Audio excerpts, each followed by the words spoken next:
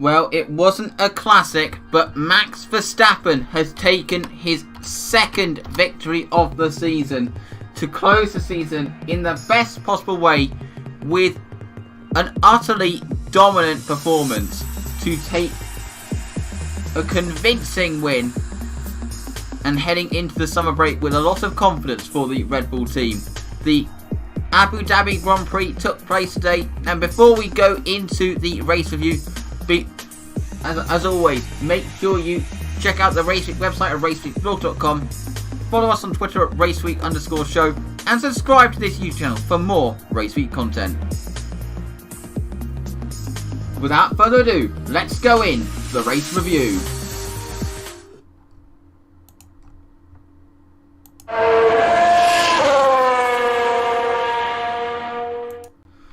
There was a lot of anticipation ahead of the start. Would Max Verstappen be able to fend off the two Mercedes going into turn 1? This was clearly going to be a big pinch point, considering that Red Bull have struggled at starts in recent races, this year. But he did so. He managed to defend the lead going into the first corner, and he started to pull a gap. One of the drivers that was on the move in the early laps was Pierre Gasly, 10th on the grid. He was sizing his way through the points. Here he is getting past Esteban Ocon's Renault for 9th place at this moment. Whilst the crucial move in the early stage was Alex Albon getting past Lando Norris. It was a move that he really needed to do to be able to get on with his race. He did take a little bit of a while to actually make the move stick, but eventually he managed, and he got ahead of the McLaren. I mean, as you can see, he actually seemed to be very good on the brakes. He wasn't that close when he made his move, but he managed to get down the inside. Then Norris was able to fight back, but then Albon was late on the brakes once again and was able to take that position. Another driver that was on the move in the early laps was Sergio Perez, who was progressing his way through the field. But then his car let him down in what could be his last ever Formula 1 race. This was really sad to see Sergio Perez having to park up in what we know is definitely going to be his final race for the Racing Point team. And it could be his last race in Formula 1. And that brought out the safety car, which saw everyone pitted under the initial virtual safety car, but the safety car was brought out. The likes of Daniel Ricciardo and the two Ferraris all stayed out and did not pit under the safety car. And the Ferraris, it really backfired for. As you can see, they were just slipping down the order. As you can see, here is Sainz getting past Leclerc for 8th place in the end. Not in the end, but getting past. Whilst here you have Pierre Gasly getting past Sebastian Vettel. It was a really poor race for Ferrari. It really summed up their season. Whilst Valtteri Bottas was struggling to make any inroads, and at some point was losing out to Hamilton, who did not really look himself this weekend, but that was not really surprising considering he has just recovered from getting quite a bad form of COVID. So it was quite amazing that he was still able to finish in 3rd place. But towards the end of the race, not really much happened other than we had a last lap battle between Ocon and Stroll, where Ocon was able to get past Lance Stroll. But not really much happened other than that. Max Verstappen took the victory ahead of the two Mercedes of Valtteri Bottas and Lewis Hamilton, who finished in 2nd and 3rd. Alex Albon, this was an improvement from him, being able to get within the likes of the two Mercedes, and actually was a few more laps. He might have actually passed Hamilton, and he finished in 4th place. Lando Norris and Carlos Sainz, a great race for McLaren, and with Perez's retirement and Stroll only finishing in 10th, this secured them the 3rd in the Constructors, barring any penalty for Carlos Sainz. I mean, that would be a sad way for Carlos to lose that position. Daniel Ricciardo finished in 7th place, ahead of Pierre Gasly in 8th. Esteban Ocon, who managed to pass Stroll for 9th. Danny Kvyat finished in 11th, ahead of Raikkonen, Leclerc, Vettel, Russell, Giovinazzi, Latifi, Magnussen, Fittipaldi,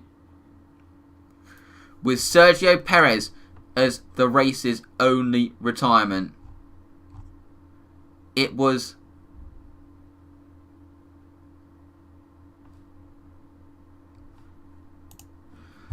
not the most exciting race in the world, to be honest. But we did see some interesting moments. And also, good news from McLaren that has just come out just now is that Carlos Sainz has been cleared of any wrongdoing and will not be given any penalty. So that 3rd place in the Constructors is secure for McLaren. But you have to feel for Racing Point in the end. It wasn't... They did everything they could and it kind of got away from them through quite a few things that was not really in their control. So, with regards to this race, it's now time for the final team-by-team review of the season. In reverse Constructors order.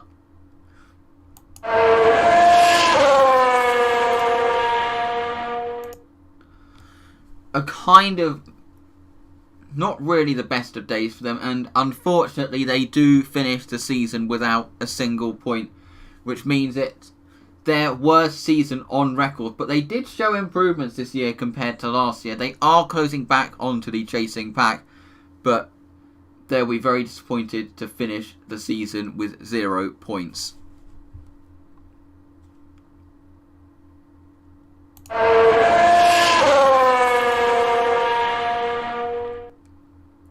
Fairly anonymous day for them. Kevin Magnussen in his last race. They finished in 18th and 19th, and actually the lowest finishers of today. But Pietro Fittipaldi did acquit himself well, I'd say, in these last 2 races. But, of course, the car was not very good. It is not very good these days. So, unfortunately, they did not have any chance of points.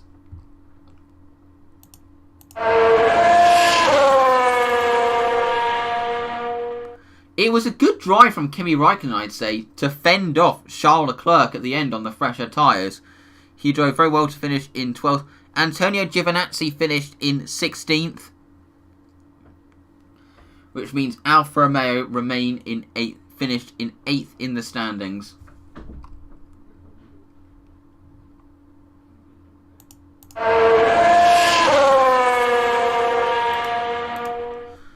What a good season for AlphaTauri. It was Pierre Gasly actually stated in an interview that it was the team's best result, best season ever. And they managed to clear 100 points, get over 100 points. They got a win. And they scored in all races bar 2, with Pierre Gasly scoring most of the team's points.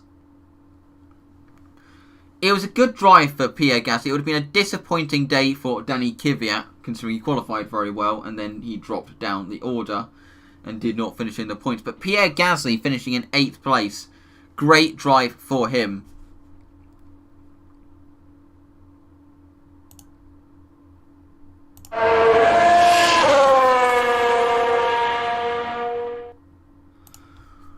Well, a 13th and a 14th place finish with a strategy error. That kind of really sums up their season, doesn't it? Just awful. I believe it's their worst season since 1980. And things just did not go well for them this year. They had a very difficult car. Charles Leclerc did show his talent on so many occasions, being able to get such a difficult car into places where it simply does not belong. But I'd say this race did kind of sum up their season. And they were lucky to finish ahead of AlphaTauri, to be honest.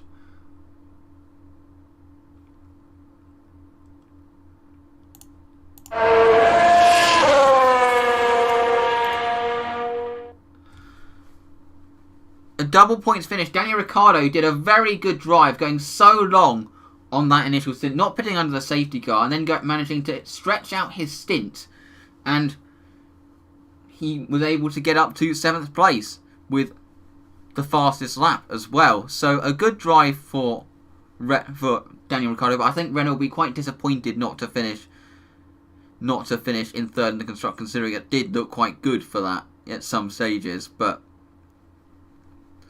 it wasn't to be for them in the end.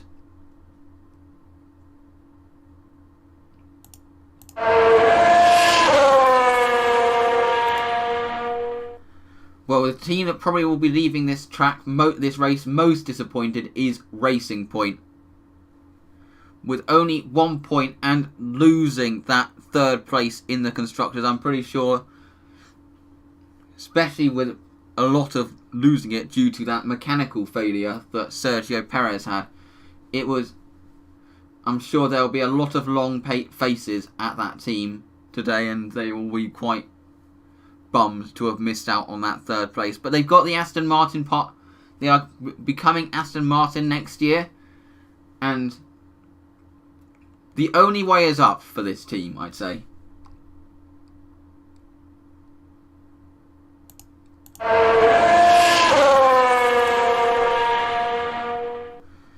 For McLaren, considering their pace did kind of drop off towards the end of the year, finishing in 3rd place is a really good achievement for the team. And I'm pretty sure there will be a lot of celebrations there tonight to take that 3rd place. Their best result in the constructors since 2012.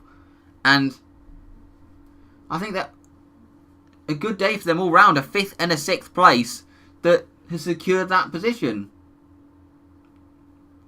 And like with Racing Point, with the Mercedes engine coming in next year, the only way is up for them.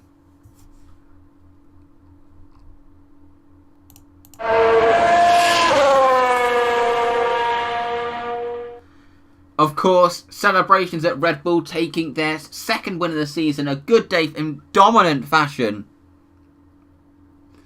I mean, we've not seen a Red Bull win that dominantly since 2013, really. But he did it. And it was a good points haul for them in the end. Of course, there was no way they were going to catch Mercedes, and Mercedes already had the constructors secured. But they finished in 2nd in the constructors, and so it was a good year all round. Good race all round for Red Bull. Especially with Alex Albon also picking up some good points as well.